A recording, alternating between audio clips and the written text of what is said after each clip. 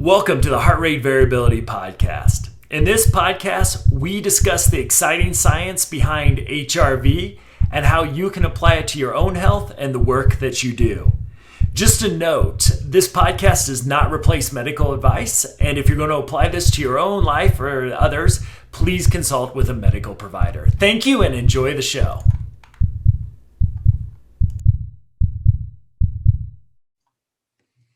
Hello, everybody, and welcome again to the first 2021 episode of the Heart Rate Variability Podcast. Matt, Happy New Year. Happy New Year, Jeff. We're turning a page on a very strange year, my friends, and I hope everybody who's listening had a very happy, safe, healthy holidays, whatever that meant for everybody, considering the strange circumstances in the world today. But at least we can say 2020 is in the past. Absolutely. Goodbye. And good riddance. I don't know. Watched the news this morning. I kind of turned the news off over the long weekend, and wow, things are still happening. But yeah, exactly. That's exactly right. Shocking. And I want to, if you thought you joined the wrong podcast, I also want to listen. We're doing a crossover with my Trauma Informed Lens podcast as well. We thought it'd be fun to do this. So also welcome to the Trauma Informed Lens podcast. For the heart rate variability folks, it's sort of where we talk about research around trauma. And for the Trauma Informed Lens folks, heart rate variability is a way to measure the body's ability to handle or recover from stress, which if you've heard me talk about my passion for trauma, you can imagine why that's important to me. So we're starting the year off, Jeff, with a combo super show here. There we go. So I'm a host and guest. I guess you're the host and guest. Co-host and guest. So welcome. I know I've crossed our first episode over, so there we go. Listeners will be familiar with you. But hello, everyone. That was 27 episodes from the Trauma Informed Lens podcast. So Matt, you've been recently researching and learning more about an organizational stress model that we both agreed, I think, is going to be interesting for all the folks on both podcasts because it relates not only to HRV, but trauma-informed care as well. So absolutely. Maybe we just get started by you kind of introducing the model to everybody, and then we'll kind of jump in from there. Great. And I'm going to share my screen. So if you're watching on Facebook, but YouTube, you've seen that. I will try, this will be the picture we put on the show notes. So you can get it there as well. Maybe on your phone if it's big enough. I haven't tested it out yet, but you can also Google job demand and resource model. And one of the things that I've been doing for my work around the trauma-informed care training that I do is I really wanted to take a new, fresh look at my leadership and self-care model. I'm in the process of doing a 20-plus hour online curriculum that I'm partnering with the Cincinnati Health Network to get out into the world. Really excited about it. And it's like, I really wanted to sort of get into this. And when I was doing this, I really thought both for our folks in the HRV world and for the folks that are thinking about the trauma-informed care, trauma-informed leadership and self-care, just a perfect fit to bring these two things together. And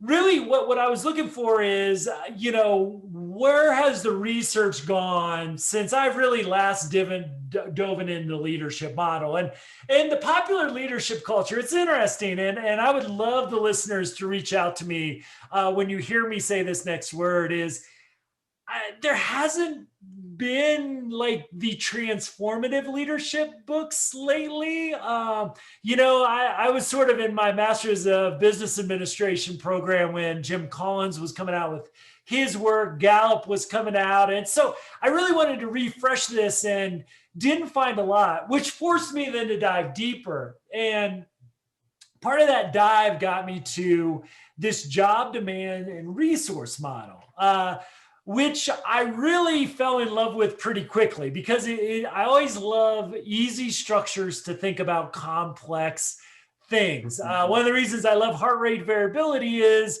as we say, for less than $1 a day, you can measure, post-traumatic growth. You can measure burnout. You can measure organizational staff wellness, and it simplifies a lot of complexity without me having to go into the ventral vagal nerve, which both audiences know I have no problem going into. And so Jeff, this is a model that really has, and I'll try to verbally walk through this for folks who are just listening as well. But there's in the model, and of course, I just can't let good enough be. So I've done a little tweaking of this model because, I had to really think about this from I work, my main audience for my trauma work is healthcare providers, where, as we mentioned, nurses or physicians, nurses, 1 or 2 on the burnout, social workers, social services. I just got off a Zoom call with teachers and principals. So that's 1, 2, 3, 4, 5, throw lawyers and police and you round out the top 7. So I have to kind of think about this as, hey, we've got a tremendous amount of stress. And I think COVID for a lot of us makes a lot of jobs very stressful, if not even traumatizing, with everything going on in the world. So the model, I added the self-care piece here if you're following us on YouTube.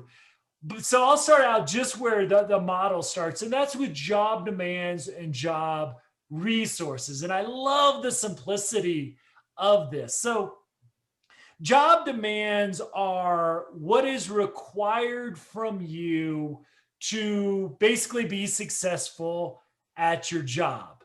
And I like this model, and this is really well researched out. It's sort of, I would say, the gold standard for burnout at an organizational perspective. You got to get a little bit into peer-reviewed journals to get it. It's not sexy, but it's really well researched. I'll try to make it as sexy as I can for you, Jeff. You might have to bring the sexy along for this episode, though. You and that island background. We had to switch to beach. I know. So job demands are really what is required from us to do our work, and there are obviously stressful things about the demands of our work, and this is pretty simplistic, right? So we think about this is the deadlines, you've got your quotas, you've got the paperwork you got to fill out, you've got all customers you got to keep happy. You got to keep happy. How do you keep the doors open during COVID if you're a small business owner or a large, it's not just small businesses anymore that are going bankrupt. There's some big or things that we'll never see again. So, you've got all the economic demands, all those pieces with it. Now, one of the things that I think a lot of us are feeling right now, and I think this is good language for us all to think about, is in the helping and healing world, we talk a lot about something called empathetic intensity. And that's the recognition of there's an emotional demand for the work that we do. And this is listening to people's pain, suffering, whether it's a medical condition, a mental health, trauma, high levels of stress, whatever that might be. And I think a lot of us who haven't necessarily maybe spent a lot of time thinking about the emotional cost of the work are now. I was just, we share an accountant for the business and my other business as well. And I was just kind of going back and forth in an email. I love her. She does a great job for us. And I was like, hey, how are you seeing this? And she's like, we're helping so many people shut their dreams down right now, and so even things like accountants who, how hard is that, right? I mean, you're getting paid to, that's tough. Shut somebody's dream down, and accountants, you would almost think about the least emotionally intense work. And right now, they're being hit by this whole different level of demands. So now where we counterdict this is job resources. So what it does in the core model, again, if you're looking at this, you can take the self-care out of the research-based piece of this. That's the Matt addition. Is from the self-care perspective or the leadership management perspective, the question this model proposes is, does the job offer enough of support, of time off, of management help, technology, so on and so forth, to counteract the stress inherent to the job demands. So if you think about this, Jeff, you think about it as if job demands are greater than the job resources, that's where we see burnout happening.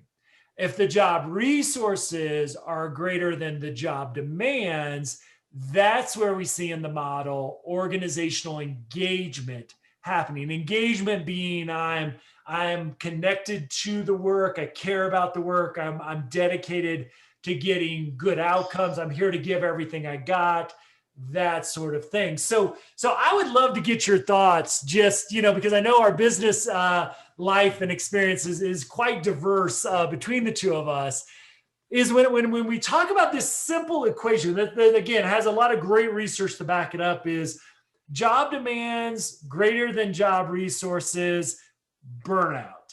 Job resources greater than job demands, engagement. So I'd love to just get your thoughts on that before I move anywhere else in the model.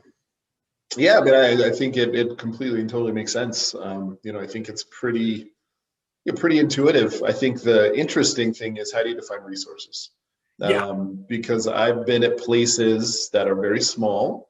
We're there right now with Optimal right now. I mean, there's 4 or 5 of us, right? And so we don't have, in some of these small organizations I've worked with, we don't have a lot of resources.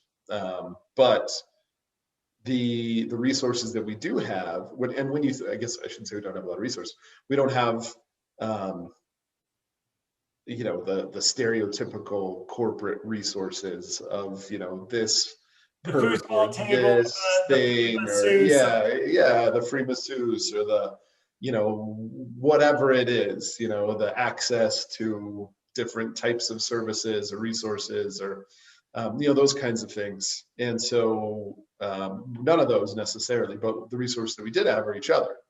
And we did have a common goal, and we do have common motivation to, see that goal through. And so, when you define resources, I think it's important to note that my assumption here is all of that is included. It doesn't have to be a thing. It doesn't have to be a perk in your compensation or your bonus structure, or your, paid time off, or whatever it is, or, having access to whatever. It's all of that. And so it's interesting, because being in small organizations where there's very few quote unquote resources, but a lot of togetherness and team and that kind of stuff, versus being in some very large organizations that have acquired these small organizations that do have a lot of those resources that are more tangible. It's just very interesting to sort of see the level of engagement of both. And what I found for me personally is the smaller organizations where it's more of a team focused kind of resource approach. It's always worked a lot better, and there's a lot more engagement than here. Let me just throw this thing at you, and hope that you don't get burned out, even though we still have huge demands that we expect out of you. And so I don't know if that's helpful or not, but as you were going through it, that's really all I was thinking about. Is resources is an interesting word, because in my mind, when I saw it, I was like, well, I've been in places that don't really have any resources, and the level of engagement was through the roof. But then if you sort of think through the term and expand it to what it really is, which is support, there was that, and there is that in spades when you work for smaller organizations sometimes. Yeah, and that you really speak to something really important, because there's some, there's in the business literature, things that I've seen that have really stuck out, that and if you're looking at the graphic itself, that there's an interesting arrows pointing in a couple different directions. So one of the things with job resources is we want to, and let me just talk about this from a leadership perspective here for a second.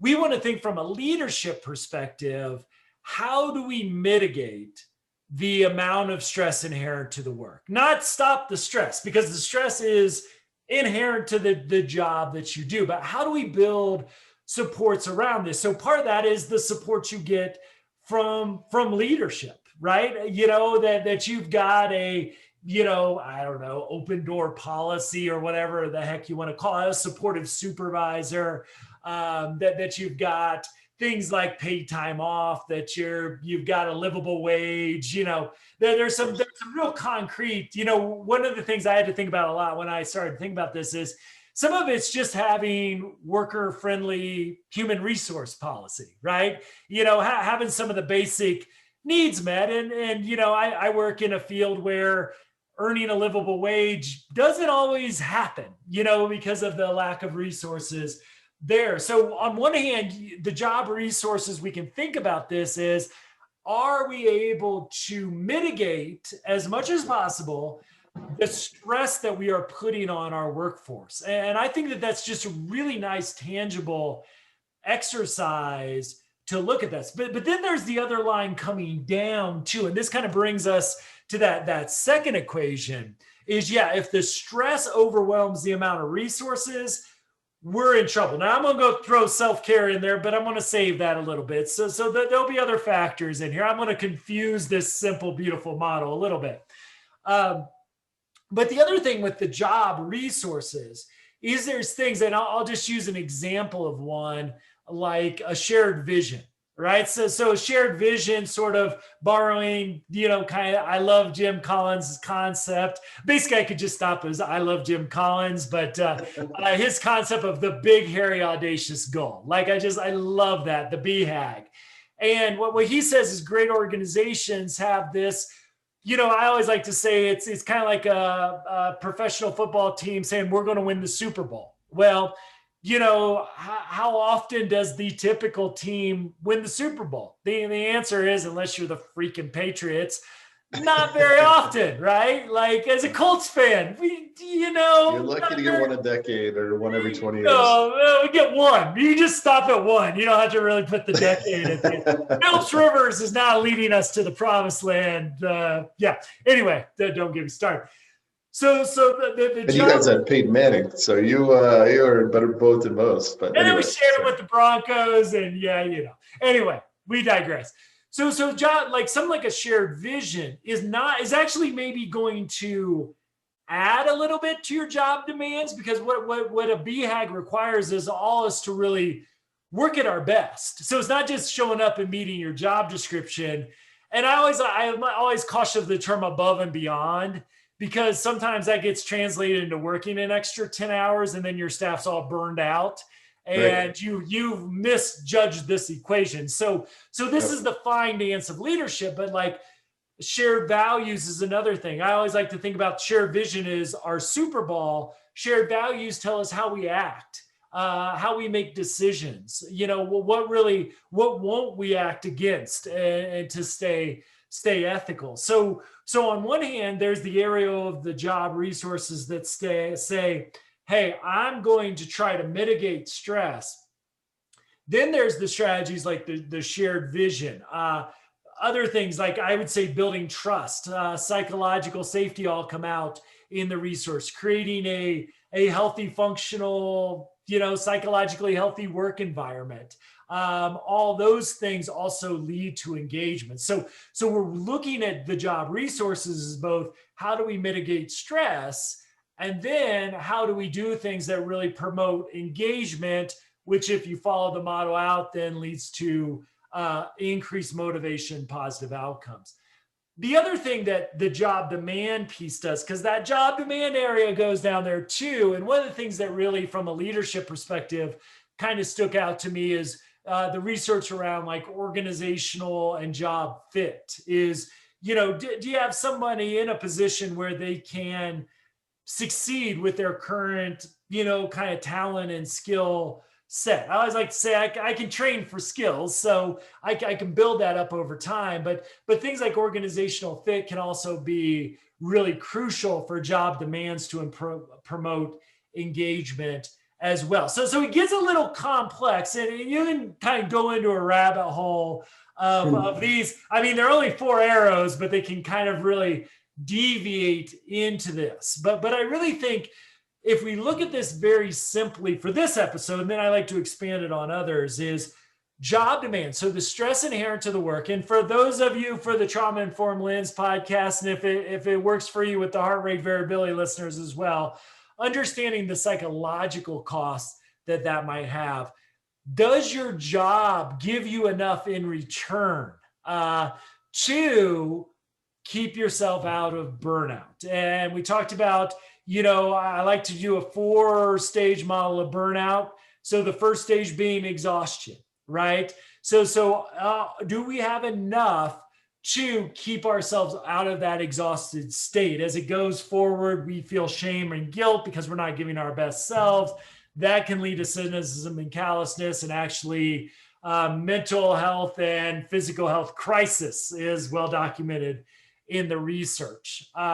So again, if we just think about that first stage of exhaustion, which I think most of us kind of dance in and out of that from time to time. I know in the helping and healing professions, I just flat out say it, Jeff. I'm like, if you're dancing in and out of exhaustion, and that's sort of what your job looks like, you're doing a good job. And I just think we have to. You're in and out. You're not always there, or worse. Yeah, you're not always there. And we've got number 1, 2, 3, 4, 5, 6, 7. I mean, we were a mess. If you're less of a mess and only exhausted a third of the time, you're probably doing pretty well. And I just think to acknowledge that is okay. And if you're exhausted, you want to get out of there, which will bring in the self-care piece of this. But I think it's a really interesting thing now to bring in heart rate variability from the organizational side of this is how well are you doing on, again, I think measuring engagement is a little bit more difficult. I could maybe make an argument that HRV measures engagement, but let's say it measures the potential for engagement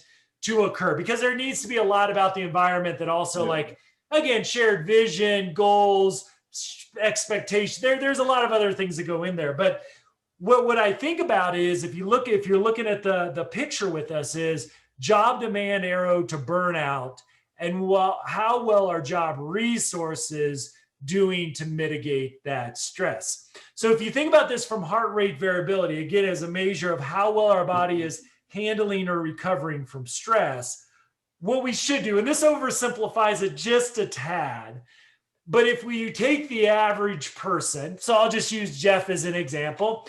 If Jeff's HRV is around his population norm, so for his age, his gender, if he's in that ballpark area, you could assume that his job is not putting on him a level of stress that he cannot handle.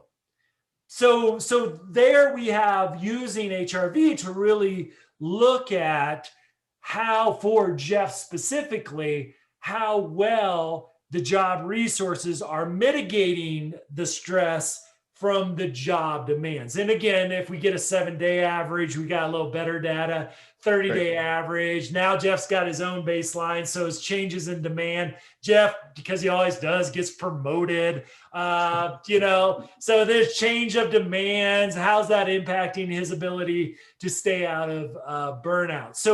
So, and then from a leadership perspective, here's where I think the real exciting thing about heart rate variability comes in is, let's look at a group score, because knowing Jeff, but even if Jeff and Matt are working the same job with the same demands and resources, what might work for Jeff might not work for Matt, and vice versa. So where you get, I think, some really great feedback from a leadership perspective is, okay, and our app does this for you very simply, is here's the population norm for, let's say you have a team of 20 people, right?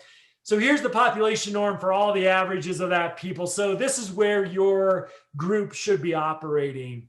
How well are they doing according to that population norm? And if they're substantially below, what that tells you, you probably got a lot of people in burnout. Now, that in of itself is a nice piece of information.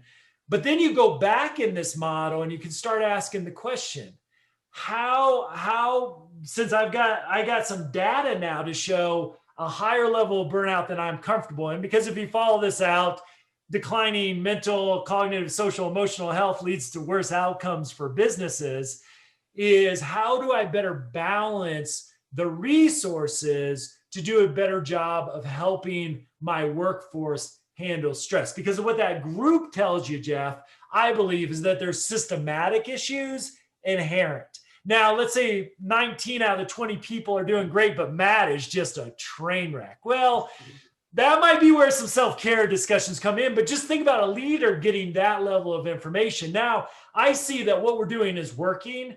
I just need to really, instead of redoing everybody's job descriptions, I just really need to think about it from a Matt-centric point of view to maybe, and this is where I want to get into the save this to the next episodes, is maybe talk to Matt about his self-care. But it gives me that knowledge to really fine tune. Maybe Matt just needs maybe just a little extra supervision. Hey, maybe Matt's going through something in his personal life that would not naturally be brought up. Not that it's my job to be Matt's therapist as a supervisor, but maybe I can refer Matt to some support we have through insurance or an employee assistance program or something like that. So all of a sudden, what this does with all this great research behind this, and if it wasn't ebook form, I'd hold up the big book I'm going through that's centered around this model, is, boy, now heart rate variability comes in and quantifies this sucker, right?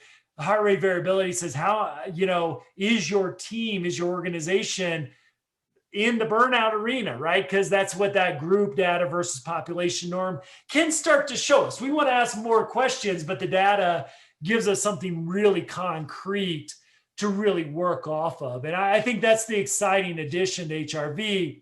Really gives us a way to say, from a leadership perspective, are the job resources really helping us to mitigate the stress of the job demands? And just to get that data for that part of the equation, boy, I think that's a game changer as far as I've seen in the research, and really kind of excited to start to reach out to some folks to see. I don't think anybody that I've seen has kind of thought about bringing this into the model, but I just think that there's some really cool stuff here, potential moving ahead.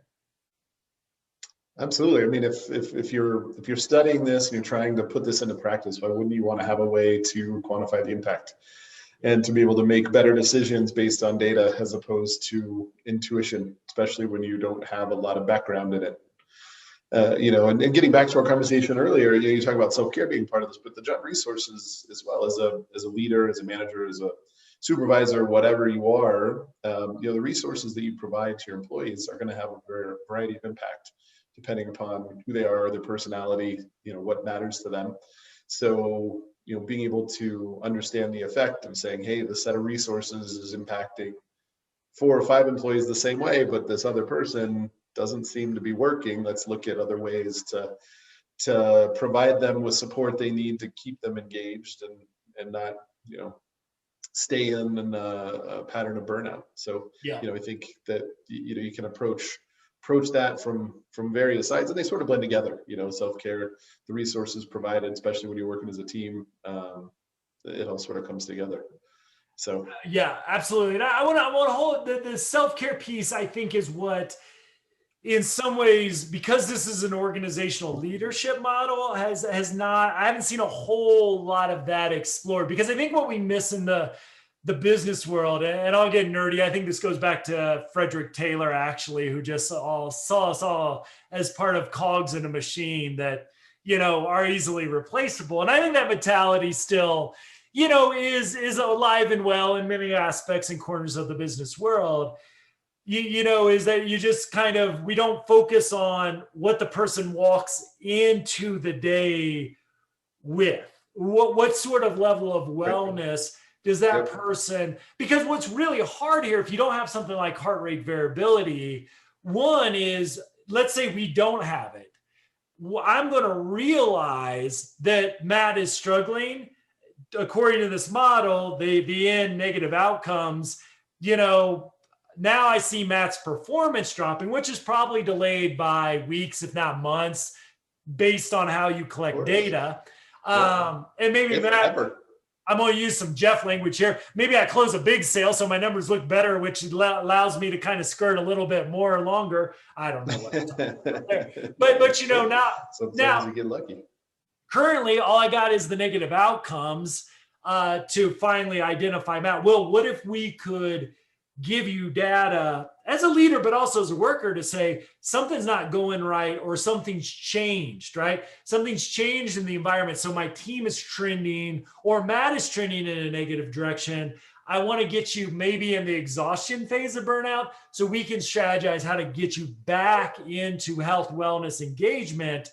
And we don't have to suffer as the group, the organization, the customers, clients, patients we're serving. We don't, that negative outcome never happens. We catch it proactively, implement, recovery things, reactive things, give leadership support. Again, I want to hold off a little bit on some of the nuggets I've come up with too until for the second episode here that we'll do next week.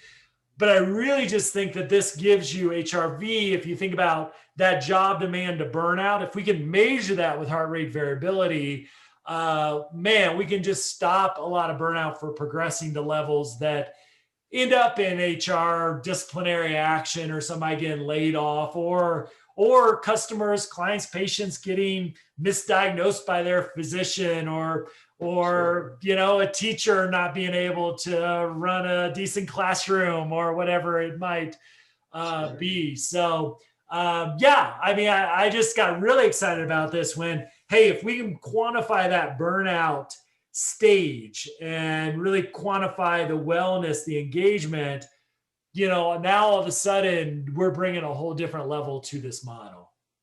Yep. Absolutely. Yeah, I look forward to, talking to some more of our clients about it as well, because I think, when you look at the helping world and some of the organizations we work with, a lot of these topics are things people talk about and think about, but not on a day-to-day basis necessarily. But, from an organizational output perspective, the work you're doing for your clients, for your patients, for your customers, whatever it might be, it all really depends on staying engaged, your people staying engaged, and that's how you meet your everyday mission. So hopefully we'll get a chance to talk more to some of the folks that we've been working with and maybe play a piece and helping them kind of put this into practice. Yep, absolutely. So in our next week's episode, what I want to talk about is some of the specific research. I won't take too long with it because I go off on a podcast on just shared expectations, which probably nobody wants to hear. But I'll bring in a little bit of research on specific job demands and job resources that both, again, helps mitigate the stress while promoting engagement. I also want to really look at the role of self-care too, because again, I think the Taylorism in the business world, we call it behavioralism in the world of psychology. What we fail to recognize is, if you look at an employee as a cog in a machine, if their home life is a wreck, if they're struggling with alcoholism, mental illness, those sort of things, and they're walking in with a level of wellness that's well below optimal, you're all this is fighting a losing battle at that point. So both is how do we support the self-care of our staff, and then from an individual perspective as well is how do we look at what I love to call proactive and reactive self-care strategies to best support this model. So part of this is how our job's set up. I think if anybody listening to this has ever been a part of a dysfunctional work team, it's nearly impossible to stay healthy in the long term. We call these parallel processes in systems theory is you're going to mirror the emotional state of the folks you work around, especially, back when we used to go in person with folks, especially if you're exposed to their emotions on a regular basis. But I think a lot of us are seeing those emotions are also contagious over Zoom as well. Email, chat, Slack. I mean, you pick all that stuff up, Exactly, because I can be really nice with you in person. I go on email and it gets all crazy. Too many caps. Too many yes, caps. too many caps, right? Or explanation marks for me. But yeah, usually those are positive. That's right. Exactly. I want to look at the next episode again, some really specifics for leaders out there about job demands, job resources. What are we really talking about from a concrete perspective? And then from the self-care perspective, how do we bring this in? So we bring, again, cog in the machine. Really, we're an organic human. How do we bring our best psychological, social, cognitive self to work, all which HRV helps us measure each and every day, so we don't artificially fall into burnout because we're not taking care of ourselves in other aspects of our life. So again, I think we've just scratched the surface, but hopefully for these initial boxes where I think a lot of the really good insight and structural thinking happen, hopefully we just gave you a good introduction to this where we can explore further in the week or weeks to come. Absolutely. Looking forward to it. And, as usual, for folks watching the podcast, if this, I guess on either side, the joint podcast, if this triggers any ideas, any partnership opportunities, anything that, you want to reach out and talk about, please do. Sales at Optimal HRV or support at Optimal HRV. We've got a lot of interesting folks that have reached out to us, and we want to continue to let people know that we're here to help, and reach out if you think we can. Yep. And if you're looking for the picture, if you're listening to us in the car, optimalhrv.com or the Trauma Informed Lens podcast.org, or traumainformedlens.org. Don't have the podcast in there. Either of those will get you the show notes. So I will definitely throw a picture up here so you can follow along with us as well. So Jeff, I'm excited to explore this further with you. And hey, happy 2021, everybody. Yeah. Thanks, Matt. Thanks, everybody. Take care. Thank you for joining us for this episode. If you're interested in more information about HRV, please visit us at optimalhrv.com. Also, if you visit optimalhrv.com, you'll be able to sign up for our email list and download our free ebook, Healing with HRV. Thank you for joining us, and we'll see you next episode.